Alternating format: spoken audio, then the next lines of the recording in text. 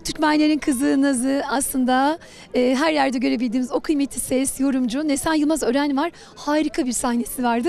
Sahneden sonra hemen böyle yakaladık, kendisini göndermeyelim dedik. Bir duygu düşüncelerini alacağız efendim. Sevgili Neslihan'cığım, dinleyelim seni. Merhaba sevgili dostlar, kültür dostları, Türkçü sevdaları. Herkesin Cumhuriyet Bayramı'nı kutluyorum. Yörük Türkmen şölenlerimiz hepsi çok kıymetli ama bugün daha bir kıymetliydi, ekstra kıymetliydi.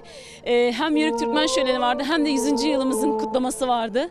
O yüzden Yörük Türkmen Derneğimize, Kütahya Yörük Türkmen Derneği'ne çok teşekkür ederim. Beni de buraya davet ettikleri için. Herkese sevgi dolu selamlarımı gönderiyorum efendim. İnşallah bir daha görüşünceye dek kendinize iyi bakın, hoşçakalın.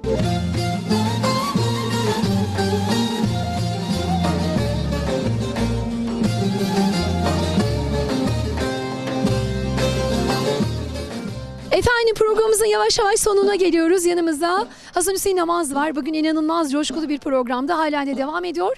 Duygu düşüncelerini alacağız. Sabah